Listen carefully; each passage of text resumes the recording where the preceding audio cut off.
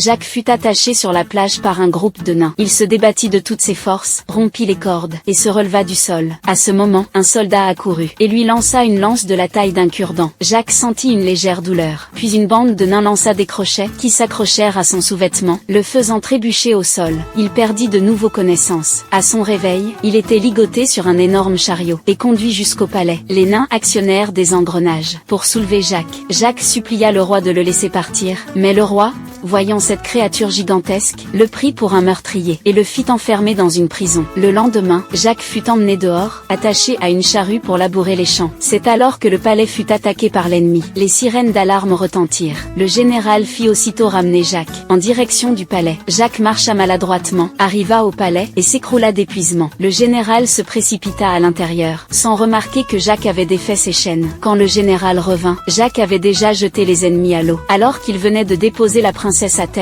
l'alarme retentit encore. Le palais était en flammes, et le roi piégé à l'intérieur. Jacques vit le roi prisonnier par la fenêtre. Il tenta de retirer le cadre, mais se brûla. La princesse appela de nouveau Jacques à l'aide. Jacques eut soudain une idée. La seconde suivante, il enleva son pantalon, et une grande quantité d'eau éteignit l'incendie. Le général voulut l'arrêter, mais fut trempé de la tête aux pieds. Le roi fut sauvé sain et sauf. Il proclama Jacques comme leur sauveur, et tout le monde l'acclama.